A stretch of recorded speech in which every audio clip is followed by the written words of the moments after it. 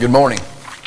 It's really good to be with you this morning, and I appreciate so much your presence here. It's an encouragement to stand up here and see all of you sitting there and to be eager to worship God and to learn more about Him, to go out into the world and serve Him and do our best to help others to be able to see what we have in Christ Jesus and the wonderful hope that He makes possible for us.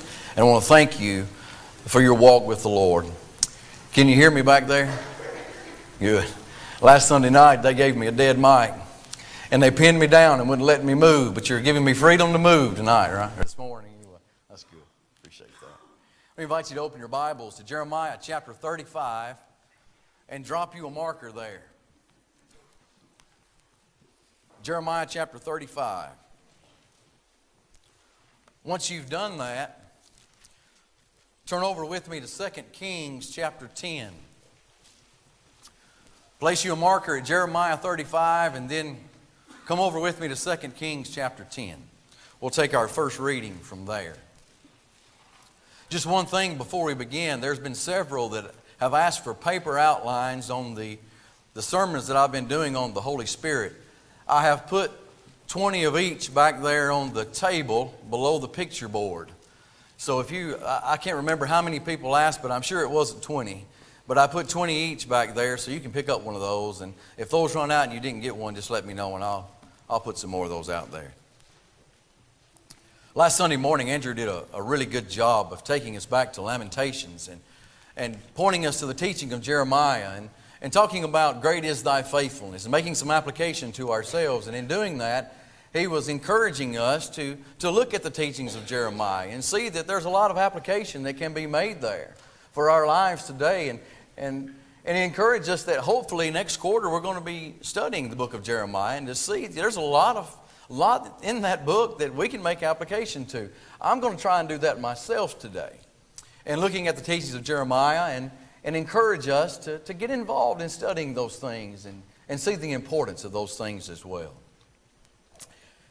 In both testaments of the scriptures, we see that God teaches that He demands integrity in His people. Christians, above all others, should be a people who can be counted on, a people of their word. Integrity. Have you ever thought about integrity? The psalmist said in Psalm 25 and verse 21, "Let integrity and uprightness preserve me." That just goes to show that God wants His people, has always wanted His people, to be people of integrity.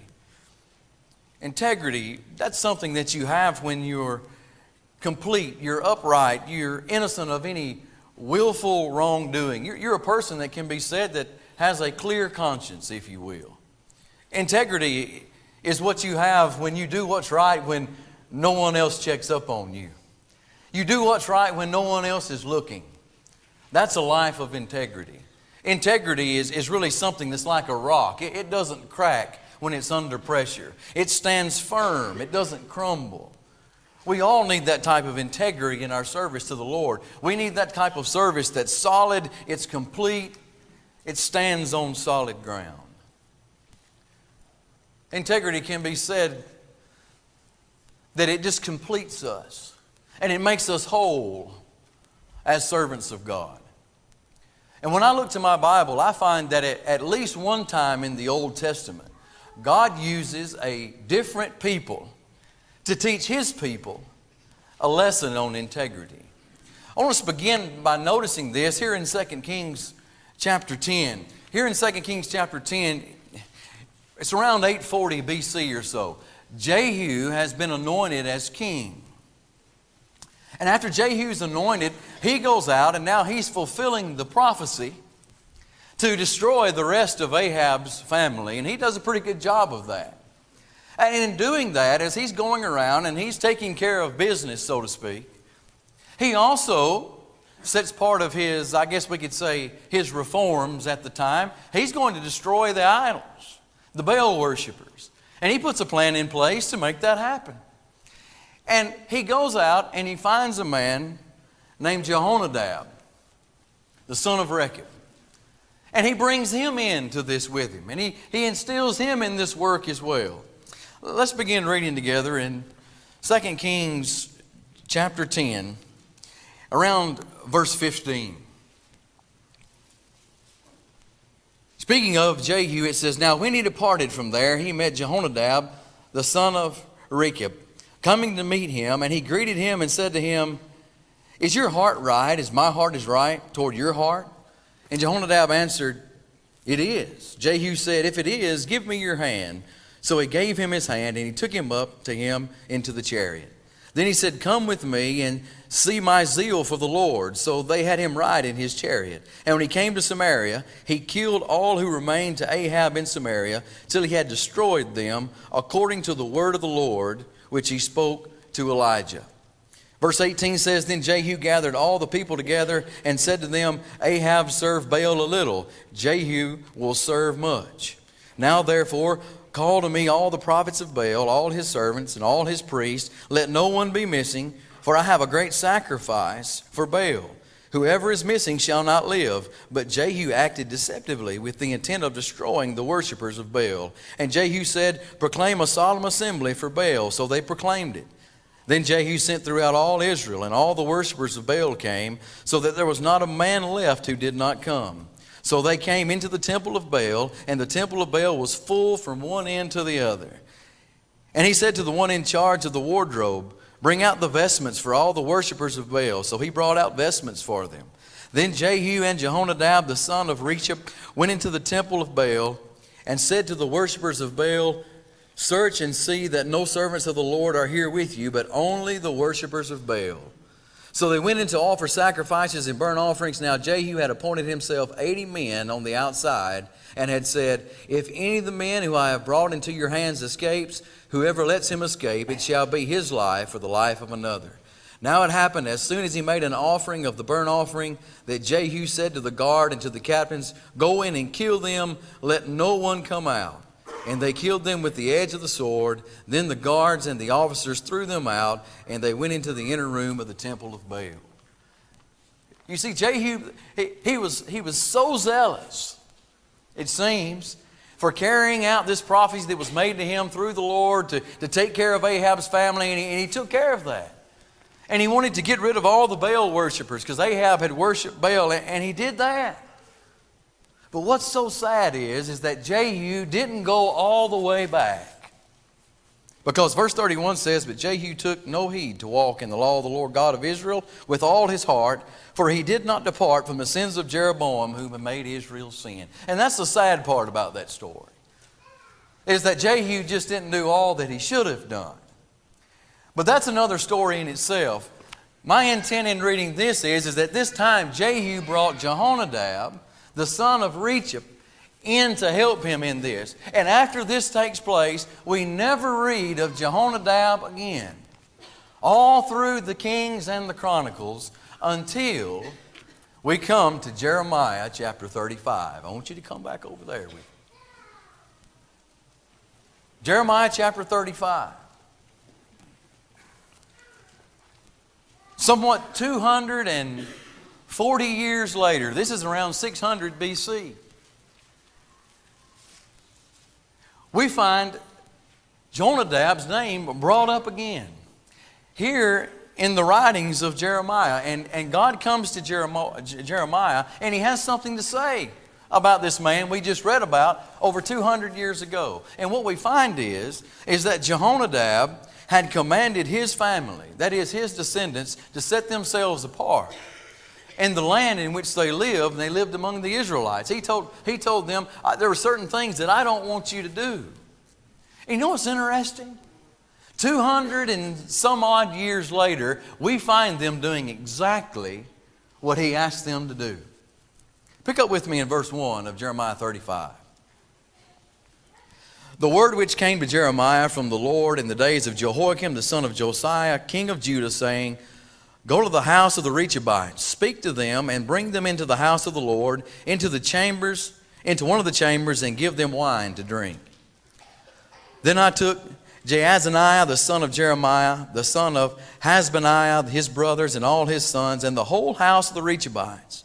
And I brought them into the house of the Lord, into the chamber of his sons, the sons of Hanan, the sons of Igdaliah, a man of God, which was by the chamber of the princes, above the chamber of Maaseiah, the son of Shallum, the keeper of the door.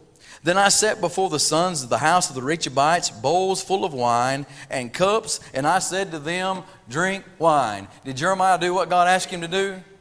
He most certainly did. Jeremiah didn't ask any questions. He didn't wonder why. He just went and did what God asked him to do. But what's interesting is what the Rechabites did, the Rechabites, or however you want to say it. I don't know if I'm saying that right, but you know who I'm talking about. Verse 6. But they said, we will drink no wine, for Jonadab, the son of Rechab, our father, commanded us, saying, you shall drink no wine, you nor your sons forever. You shall not build a house, sow seed, plant a vineyard, nor have any of these. But all your days you shall dwell in tents, that you may live many days in the land where you are sojourners. Thus we have obeyed the voice of Jehonadab, the son of Rechab, our father, in all that he has charged us, to drink no wine all our days, we, our wives, our sons, or our daughters, nor to build ourselves houses to dwell in, nor do we have a vineyard, field, or seed. They had obeyed all of those things. Jeremiah brings them in 200 and something years later. He presents wine before them, and what did they say? No, I'm not going to do that. I'm not going to do that because our father, Jonadab, said he didn't want us to do that. And that word is still good. And we're not going to do any of these things because obviously they're presenting themselves as a people of integrity. The point of all this is seen, the reason that God is pointing all these things out, just drop down to verse 12. Then the word of the Lord came to Jeremiah, saying, thus says the Lord of hosts, the God of Israel, go and tell the men of Judah, all the inhabitants of Jerusalem, will you not receive instruction to obey my words, says the Lord?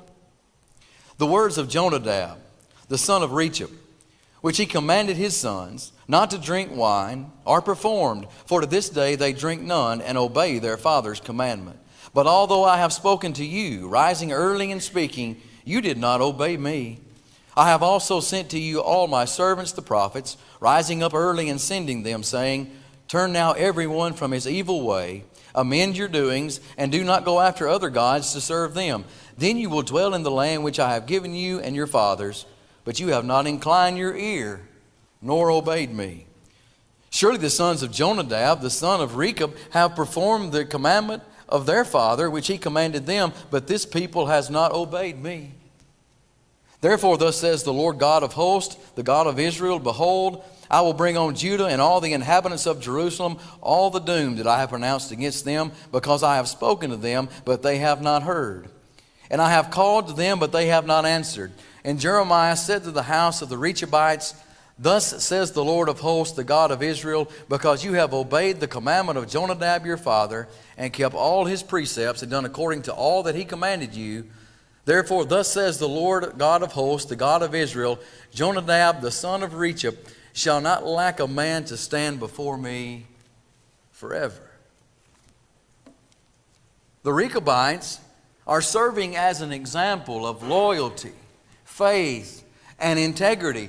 This same kind of service that God was wanting from his people, he wasn't getting it, but he shows them an example. Here's an example of people who their father hundreds of years ago asked them to observe some statutes and some ordinances and to keep some commandments, and these people are doing it. I wish I had that same kind of service from you. That's what God's saying to his people. As we read through that, what kind of application can we make to ourselves today? As we look at the Rechabites, what can we learn from their example of integrity? I think we can learn three things at least. Number one, the Rechabites teach us that we can live in a world and not be of the world. That's a powerful example. That's something we all need to learn today. And that's something that was a desire of Jesus Christ. Turn with me to John chapter 17. And notice what Jesus had to say in his prayer to the Father. John chapter 17. And let's begin reading together in verse 14. Notice the wording that Jesus uses here as he prays. At this point, he's praying for his apostles, obviously, in the context. I have given them your word, as the world has hated them, because they are not of the world, just as I am not of the world. I do not pray that you should take them out of the world, but that you should keep them from the evil one. They are not of the world, just as I am not of the world. Sanctify them by your truth. Your word is truth. As you sent me into the world, I also have sent them into the world, and for their sakes I sanctify myself, that they also may be sanctified by truth. Jesus said of the apostles, He's praying to the Father that these are men who are set apart in the world. They're set apart like I'm set apart in the world. And He's praying that they would continue to be able to do that. But please understand, in this prayer, He's just not praying for those apostles. Because as we come to verse 20, we see He's praying for us too. I do not pray for these alone, but also for those who will believe in me through their word. Whose word? The apostles' word. Where did you believe? Whose word did you hear and become a believer? It was the words of the apostles. And that's talking to us. That they all may be one, as you, Father, are in me and I in you, that they also may be one in us, that the world may believe that you sent me. How's the world going to believe? What's going to be the example? It's going to be these sanctified, set-apart lives that we're living in the midst of a crooked and perverse generation. And it's a powerful, powerful thing.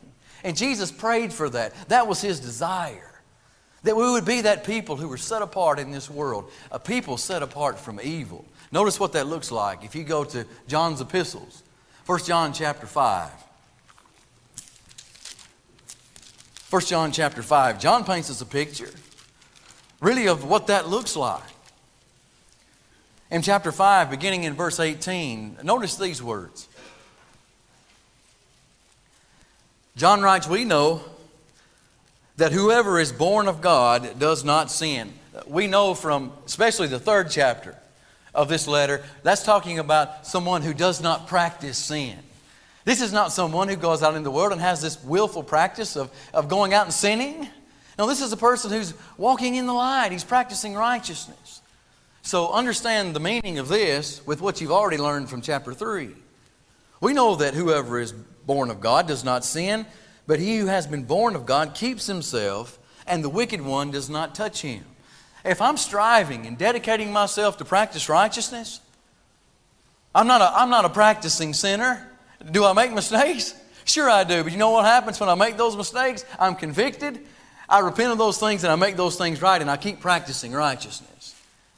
You know what? Satan can't get you.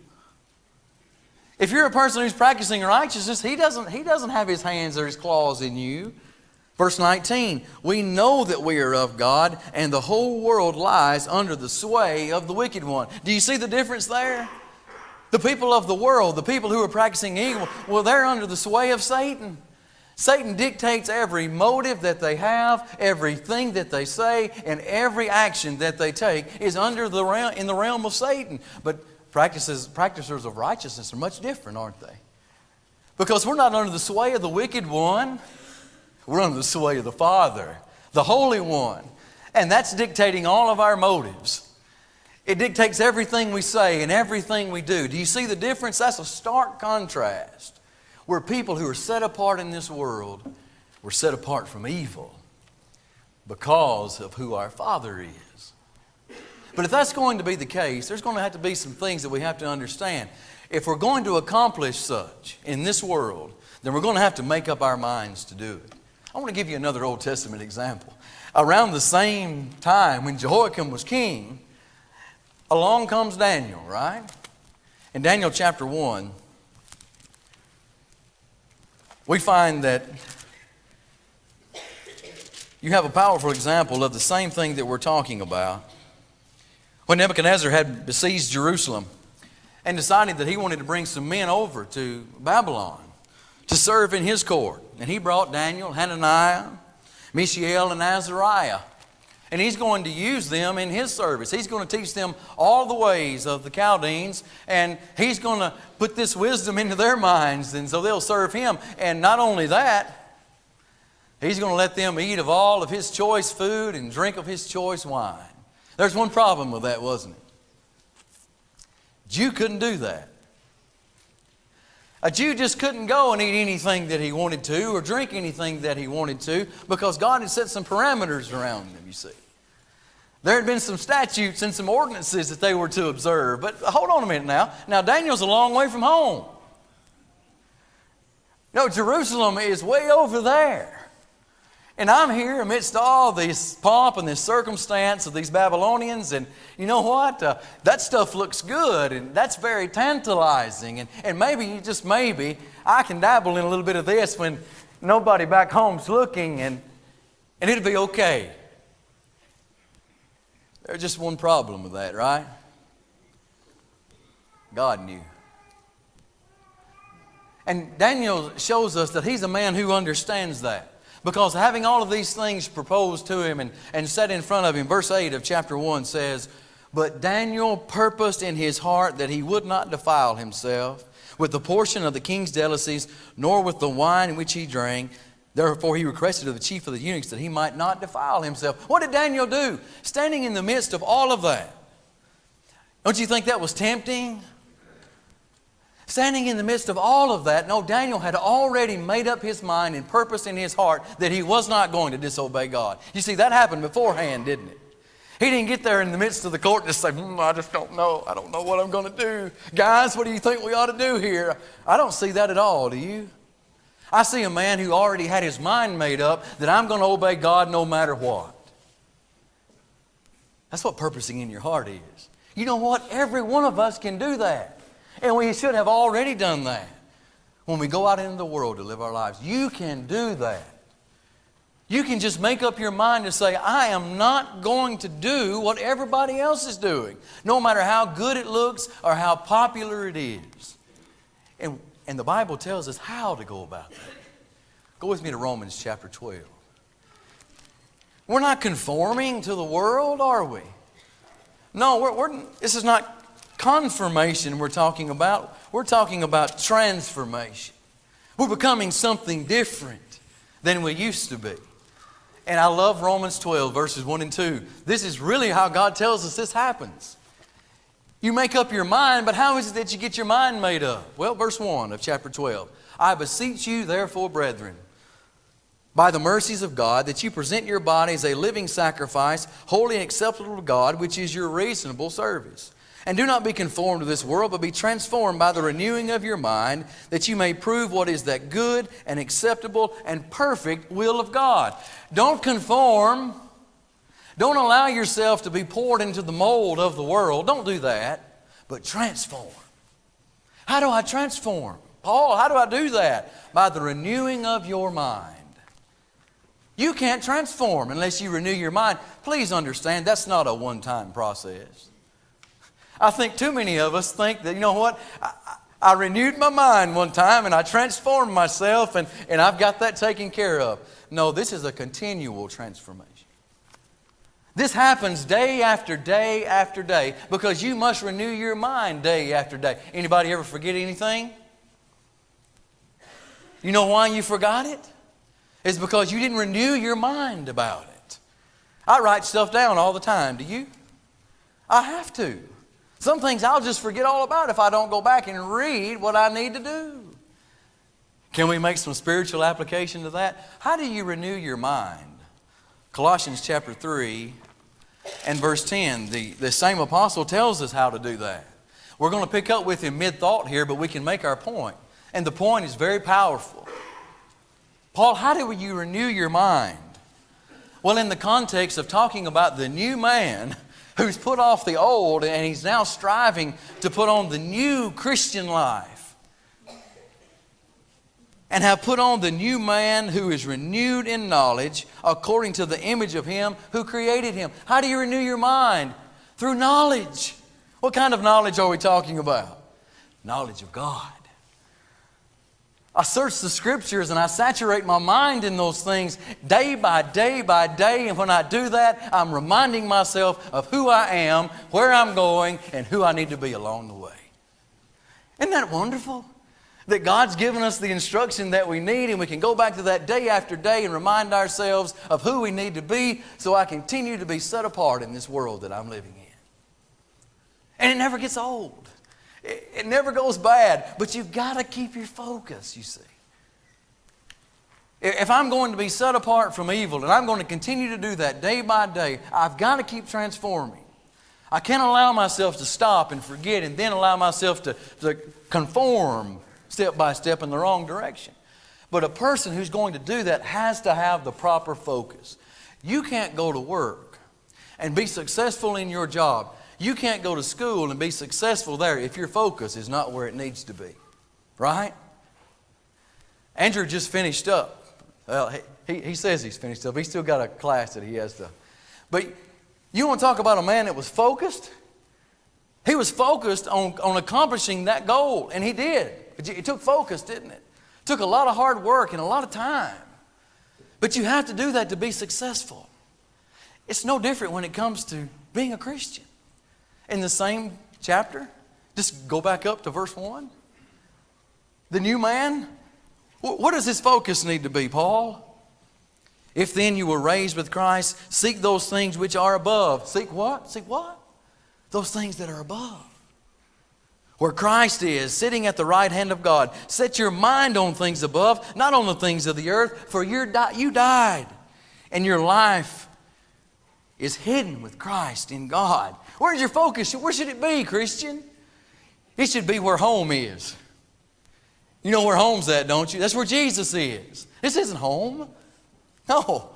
Home's all about relationship, and the relationship that I have is with Christ, and Christ is in heaven, and that's where I'm going to go. But I'm not going to get there. I'm not going to be successful in fulfilling my relationship to the Lord unless I have the proper focus. We have to be able to do that. Your mind will be wherever your treasure is. Didn't Jesus teach that? Jesus talked about, don't lay your treasure up in heaven. What will happen to that? Well, moth and rust will destroy, and thieves will break in and steal. No, Jesus said, lay your treasure up in heaven. Don't lay it up on earth. Moth and rust can't destroy what you lay up in heaven. Thieves can't break in and steal. For where your treasure is, that's where your heart will be. Whatever is a treasure to you in this life, that's where the soul of your mind will be found. At the heart, the soul of the mind is all your intentions, your desires, your endeavors, your motives. All of those things are there in your heart. And I'll tell you what, if heaven is your goal, if spiritual things are of utmost importance to you, then that's where your heart will be. And if your heart is there, you will be a person who is constantly transforming into the likeness of our Lord and Savior Jesus Christ, because we've made up our minds to do it. And we can do that because the Bible tells me I can do it. And if that is the case, ladies and gentlemen, we will be a set-apart people in this world. That is, when the Lord looks down on us and He sees us, He doesn't see the world, He sees Jesus Christ. Isn't that a beautiful thing? People of integrity can do that. The Rechabites did it. And their example teaches us that we can do it too. Let me give you a second thing. The Rechabites also teach us that we can just say no. We can just say no. I was a child of the 80s. Some of you probably were too. And the majority of the 80s, I think from 1981 to 1989, Ronald Reagan was president. I think I'm right about that. And during that time was when his wife Nancy instituted the Just Say No campaign. Just say no to drugs. Some of you may remember that. Well, I was a child of the birth of that program. And I can remember in school that every once in a while there would be a police officer come in, and he would come in and sit down and talk with us about drugs. And the consequences of using drugs and the addiction factor that goes along with that, and lives that have been torn apart because someone had been addicted to drugs. And they taught us that, look, if you're faced with these situations, if someone brings drugs or alcohol to you, look, all you got to do is just say no. You don't have to do it. Here's the consequences of you doing what you shouldn't do. Life destroyed. Families torn apart. Prison, death. You know what, I look back on that now, and myself and several more guys would have done well to heed that at the time. There's several of those guys that aren't around anymore. Those are dead. And thank God that His long suffering allowed me to come to my senses, to be able to turn that kind of thing around. But I wish I'd have learned as a kid that, you know what? You can just say no and walk away. Guess what, young people? Guess what, older people? You can just say no and walk away. You can do that. Not only did the police officer tell me that, not only did Nancy Reagan tell me that, but my God in heaven tells me that. In Proverbs chapter 1 and verse 10, God says, "My son, when sinners entice you, do not consent." In essence, He's saying what? Just say no. Just say no. That's what you do. When sinners come and entice you, and they pull on you and the pressures of the world are weighing down on you hard, you just stand up and you stick your chest out and say, "My Father said not to do it, and I'm not going to do it." Isn't that what the Rechabites did? Jeremiah brings them into a temple chamber, and he sits wine in front of them, and I'm sure it sparkled in the cup, and I'm sure it looked pleasant, didn't it? I'm sure they'd heard a lot of stories about that and how good it can make one feel and so on and so forth. But when Jeremiah presented that, hey, that guy had been gone for 240 years. He's not around anymore. But what did they do? They stood firm and they stuck their chest out and they said, "We're not going to do it." No. What a powerful example. God says you can do that too. You can overcome by doing what is right. You can always do that. Go back to 1 Corinthians chapter 10. Doesn't the Bible teach us that? 1 Corinthians chapter 10, you have this list in verses 1 through 10, 1 through 11, of this example of these Old Testament characters who made all these mistakes. And they had disobeyed God, and disobedience led to their sin, and their sin led to separation from God, and those people wandered in the wilderness, and they died there because of their lack of faith. Because when those 10 spies came back from the land and said, "Look, we can't do it. We can't go in there. It's just no way." What they did is they didn't say, "No, that's not true. God said we can." They just went along with that. And the apostle gives us these things here written for our learning so that we can learn from their negative example not to do what they did. Verse 12, he goes on to say, "Therefore let him who stands take heed lest he fall." But here's the encouraging thing in verse 13. "No temptation has overtaken you except such as is common to man." Listen to that word. Didn't Andrew say this last week? What? But God is what? God is faithful. That's the overriding theme in the passage, isn't it? But God is faithful, who will not allow you to be tempted beyond what you are able, but with the temptation will always make the way of escape, that you may be able to bear it. You see, you may not be able on your own to walk away from it. On your own, you may not be able, but God is faithful, and He is able to give you a way of escape in every situation. Thank God for that. Don't you ever say that I'm tempted with something and it was just so strong and God allowed me to be overcome. Don't you say that. Because God is able and God is faithful. And He's always going to give us a door to walk through to just say no and walk away. Don't say that He doesn't. He does. And that's a wonderful thing. If that's going to be the case, though, you want to make your situation better? Then don't tolerate those who tolerate sinful practices. The 15th chapter is all about the resurrection. And there were many in Corinth who were denying the resurrection. There were some who were teaching others that, you know what, just forget about that resurrection concept because it's not true. Well, Paul says, don't listen to that. Don't be deceived. What does verse 33 say of chapter 15? "Do not be deceived. Evil company corrupts good habit." You know what he's saying? If you surround yourself with people who are teaching you that there's no resurrection, then before long you're going to start believing that too. And that's the problem. Now you can substitute the resurrection with whatever you want to, and if you surround yourself with people who want you to do the wrong thing and teach you to do what God has said not to do, before long you're going to become just like they are. Did your mom and your daddy ever tell you you are who you hang out with? Everybody shake your head. They did, didn't they? He did do that. They told us that. And you know what? When I was a teenager, I was like, yeah, whatever. We always know more than our parents do, don't we? You know what I found out? They were exactly right. There are two things going to happen when you start surrounding yourself with certain people. After you spend a considerable amount of time with a group of people, you're going to do one of two things. Once you figure out what these people are about, you're either going to separate yourself from them or you're going to continue on with them. And you're going to be doing exactly what they're doing, because everyone in their free time, when they're willing to take time to be with other people, they're going to do exactly what those people are doing. And you know that is true. You will become who your friends are, young people. When your mom and daddy tell you that next time, just remember that that is exactly right. It is. Older people, guess what? We are who we hang out with, aren't we? You don't have to be 16 years old to become who you hang out with. It's true for the 16-year-old, and it's true for the 96-year-old. You're going to be who you spend time with. But shouldn't we, as God's people, surround ourselves with right doers?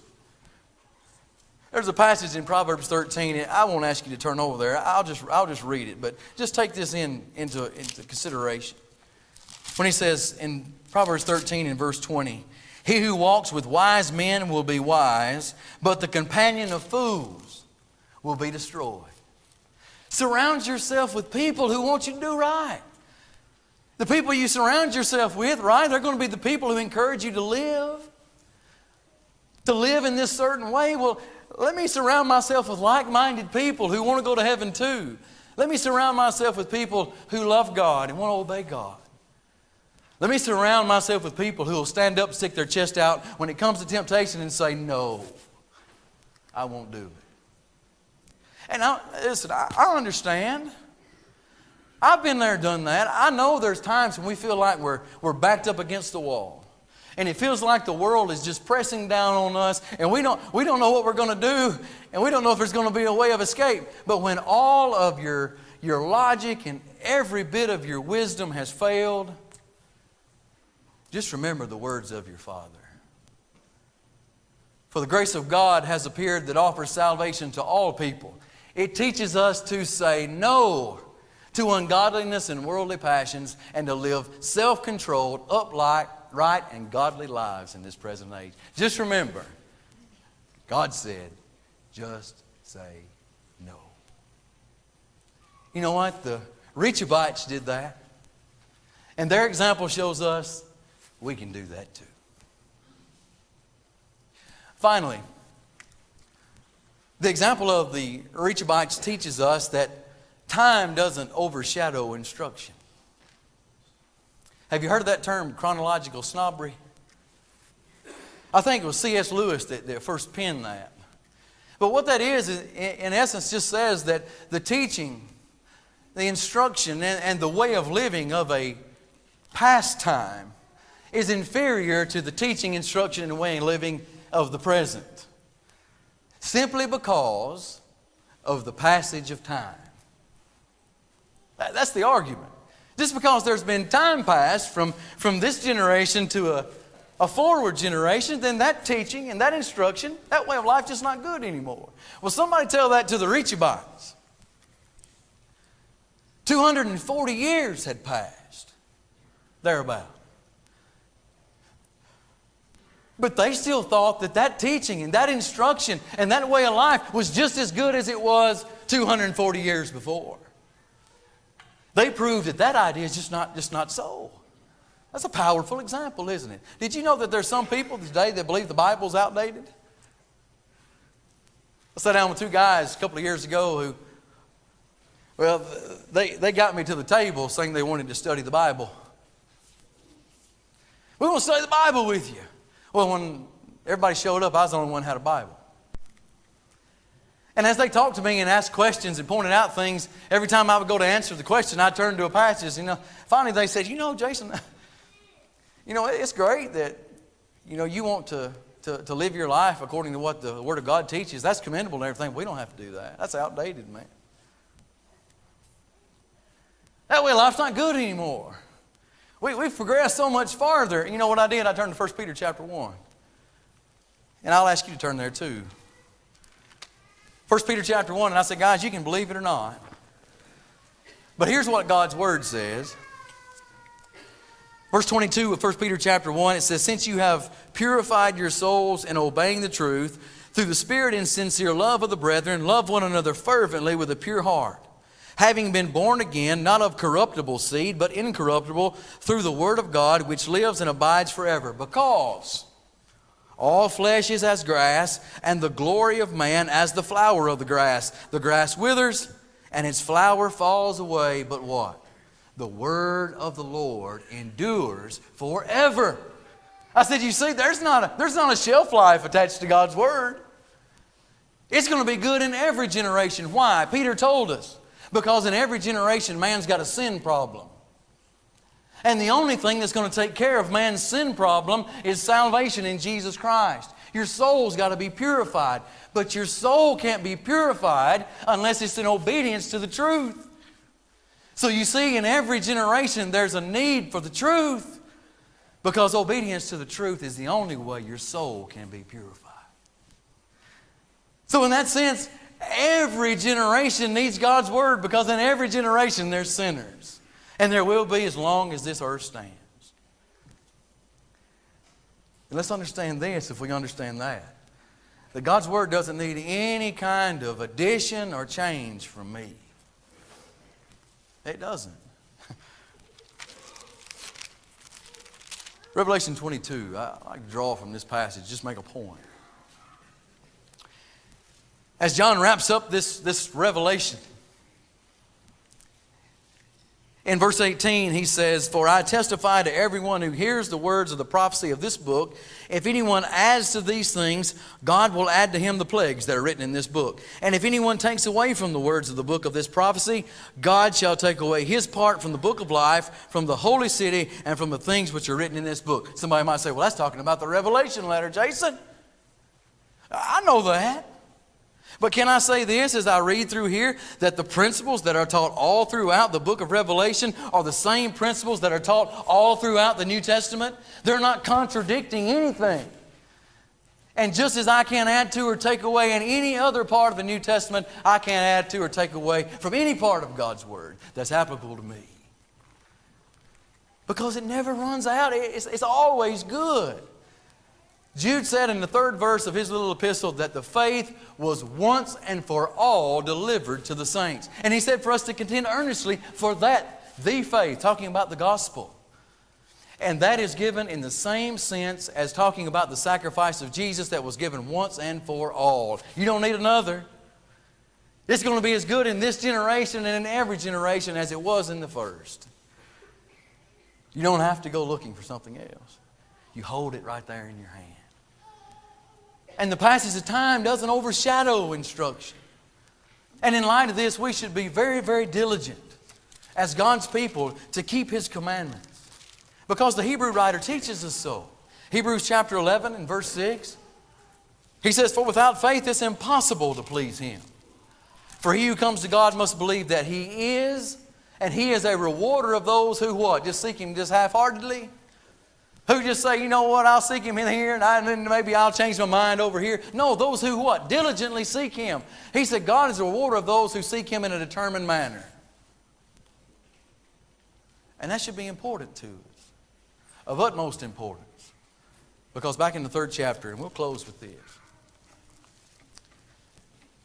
After he had been talking about those same people that Paul talked about in 1 Corinthians 10. You know, those people who lacked faith.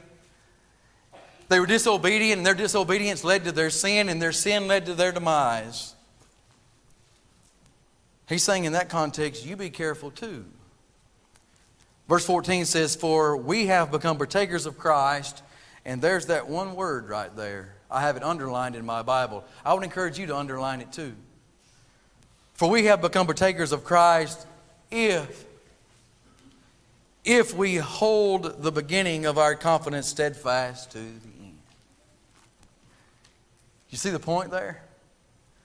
Time doesn't overcast instruction. We have to continue with the Lord and continue with His will till this life is over or till the Lord comes again. And we can know that if we do so, that a home in heaven is ours when this life is over.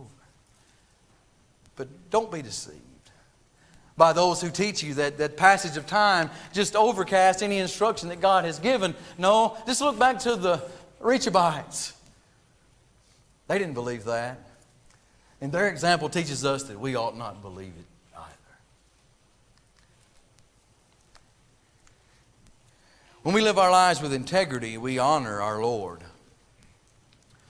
Someone once said of integrity, there is a certain blend of courage, integrity, character, and principle which has no satisfactory dictionary name, but has been called different things at different times in different countries. Our American name for it is guts. It takes guts to live in a world and not be of the world. It takes guts to say no to things that the rest of the world is saying yes to. And it takes guts to live by a standard that everyone else thinks is outdated. You want to shock the world, ladies and gentlemen? Then have the guts to stand firm with integrity in a world that's given over to hypocrisy and immorality. That'll shock the world. And I'll tell you what that will do. That will cause people who are truly seeking to see what they need in your life, and you can lead them to Jesus Christ. Someone once said, speaking of integrity, that reputation, that's what people say about you on your tombstone. But integrity and character, that's what the angels say about you before the throne of God.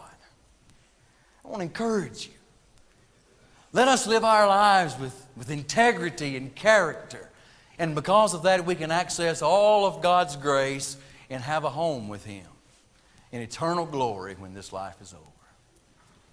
I hope that's been an encouragement to you, and I hope that we can strive to help one another do that together.